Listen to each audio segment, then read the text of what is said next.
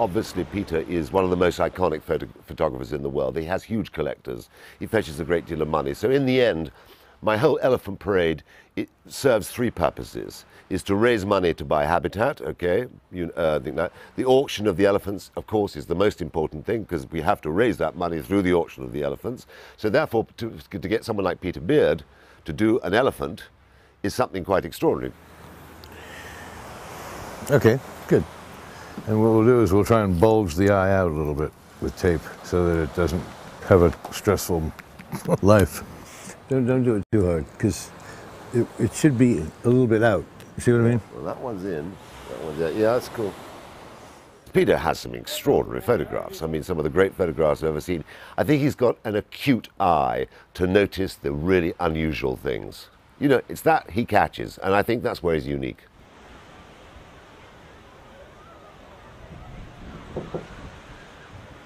This one will go faster. Okay, get the wet thing ready. Yeah.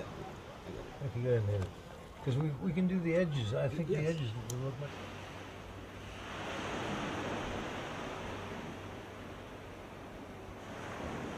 Each little picture tells a story. You know, I've been here for 2 days here. I haven't heard half the stories that are on this.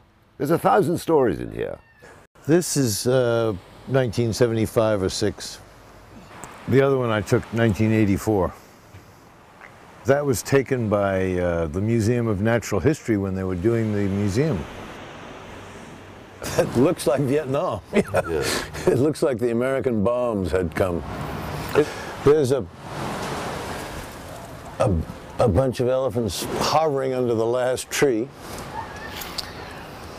And here's the future right here. Constipation and solid wood in the stomach and a death's head.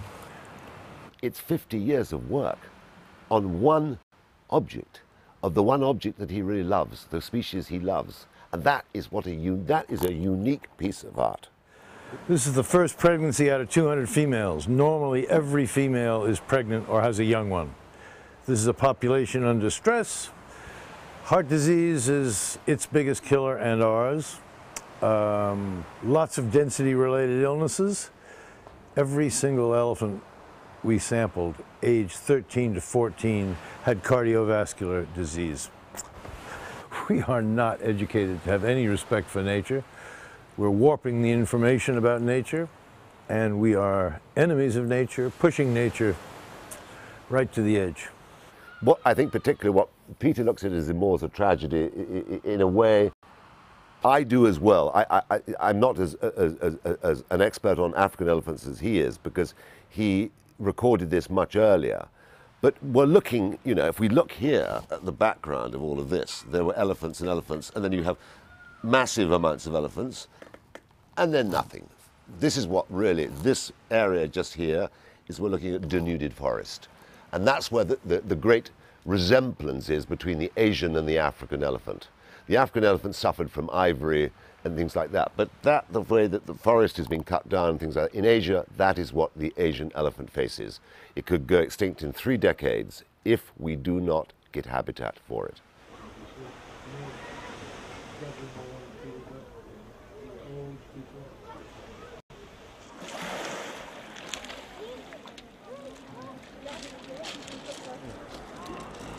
It's a great stone, but I just lost it.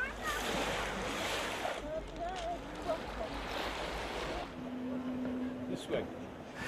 These elephants are not eating real food, you know that. They're desperate. And these stones interest me a great deal. They have... Some animal is eating these stones. That's how tough nature is. Look at the beauty of these stones. So, I'm including them with the piece. If you ever run into anybody who knows what the hell kind of an insect this is, and how they eat rock.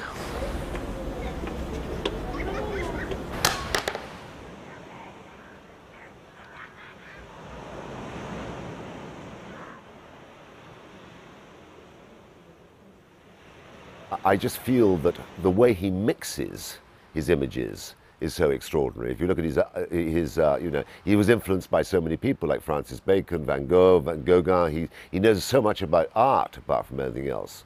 And the way he mixes, you know, his images with his writings, I think is like, you know, they're more than photographs. They are works of art. You know, each page tells you something. The quotes he takes from something, or his own quotes, is relative to that particular page and what he's thinking. So his whole thought process is going into that as well, not just the photograph, which is an amazing photograph anyway.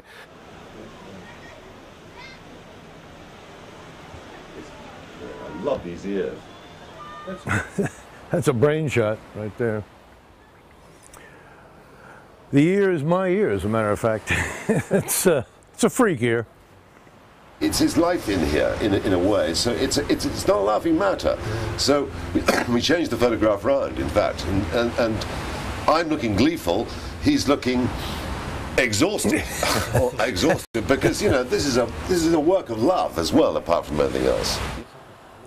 I don't think I could do it again. It's a lot of work, believe me.